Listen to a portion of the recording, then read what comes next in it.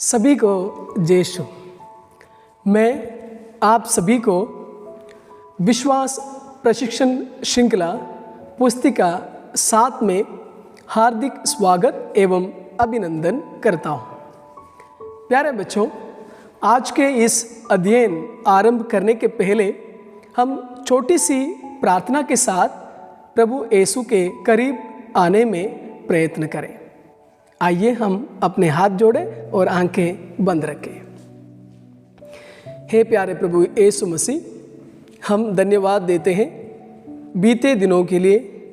आपने हम सबों को अच्छे स्वास्थ्य प्रदान किया, जिसके वजह से हमने समय निकालकर आपके वचनों पर मनन चिंतन करने के लिए, समझने के लिए और उस पर चलने के लिए हमें हिम्मत और शक्ति मिली। हम प्रार्थना करते हैं आज और आने वाले समय में भी आप हम सबों को, हमारे माता पिता, भाई बहन, रिश्तेदार, दोस्तों और हम सबों को अपने छत्र छाया में सुरक्षित रखना, अच्छे स्वास्थ्य प्रदान करना, जिससे हम सही ढंग से समय निकालते हुए आपके वचनों पर मनन चिंतन करेंगे और उसके आधारित हमारा जीवन बिताएंगे। ये निवेदन स्वीकार कर हमारे प्रभु क्रिस्त के द्वारा, आमीन। आइए बच्चों, आज के इस अध्ययन में हम पिछले अध्ययन में जहां हम रोके थे वहां से हम कंटिन्यू करेंगे। यानी पिछले दिन या पिछले अध्ययन में हम छठा पाठ यानी माता पिता का आदर के बारे में हमने पढ़ा था और सुना था।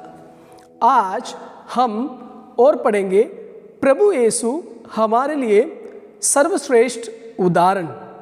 माता पिता को आदर करने में प्रभु यीशु कैसे हमारे लिए उत्तम और सर्वश्रेष्ठ उदाहरण बन सकते हैं।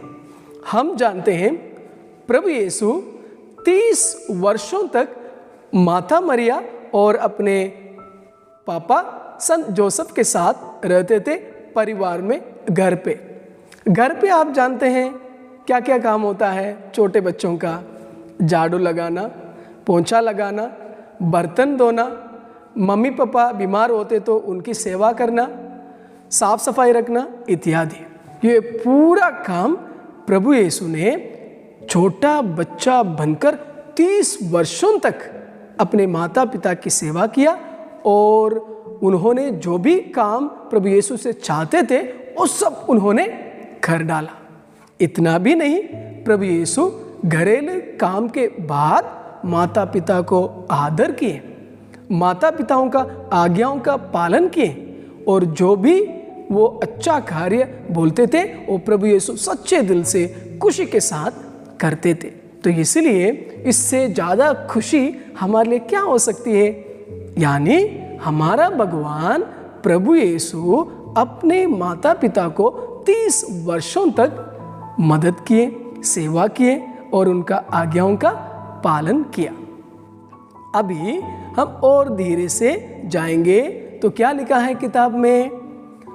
माता पिता के प्रति बच्चों के कर्तव्य, यानी माता पिता के प्रति हमारा जिम्मेदारी, हमारा कर्तव्य क्या होना चाहिए? आप सब जानते हैं, सबसे पहला माता पिता को प्यार करना चाहिए, माता पिता को आदर और सम्मान देना चाहिए, माता पिताओं का आज्ञाओं का पालन करना चाहिए, माता पिताओं की सेवा करना चाहिए। और विशेष करके जब माता पिता बूढ़े हो जाते हैं, वृद्धावस्था में चले जाते हैं, तो उनकी देखभाल करना, अच्छे भोजन खिलाना, अच्छे निवास स्थान देना, अपने साथ रखना, ये सब हमारा कर्तव्य है। ये ना केवल हम किताब में पढ़ते हैं बल्कि बच्चों बाइबल में भी हमको बताया गया है। निर्गमन ग्रंथ अध्याय 20 में आप पढ़ेंगे, वहाँ पर लिखा हुआ है, पुत्र यदि आप माता पिता को सम्मान करेगा, उनको प्यार करेगा, उनकी सेवा करेगा, तो ईश्वर आपको बहुत लंबी उम्र प्रदान करेंगे, आशीर्वाद प्रदान करेंगे। फिर तोबित के ग्रंथ अध्याय 4 में भी लिखा है पुत्री के लिए भी, यानी पुत्री माता पिता को आदर करेगा या आदर करेगी, उनकी सेवा करेगी, तो प्रभु यीशु यानी ईश्वर भी आपको खुश रखेंगे, आशीष प्रदान करेंगे, लंबी आयु प्रदान करेंगे। क्या आप लोग अपने माता पिता को प्यार करते हैं, उनकी सेवा करते हैं, उनकी देखरेख करते हैं, उनकी आज्ञाओं का पालन करते हैं?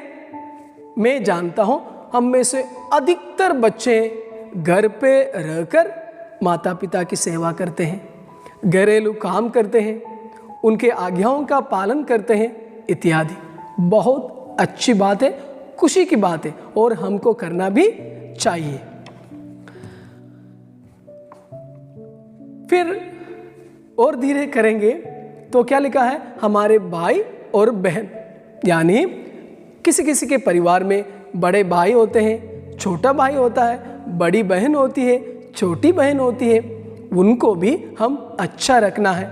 यदि हम में से छोटे हैं भाई और बहन, उनकी देखरेख करना, उनकी सेवा करना और उनसे प्रेम करना हमारा कर्तव्य है। और उसके बाद हमारे सगे संबंधी और रिश्तेदारों से प्रेम। हम जानते हैं हमारे घरों में दादा दादी, चाचा चाची, नाना नानी, ऐसे बहुत सारे रिश्तेदार आते जाते हैं, उनके प्रति भी हमको विशेष प्रेम दिखाना चाहिए। जब हम उनकी सेवा करेंगे तो हम किसकी सेवा करते हैं?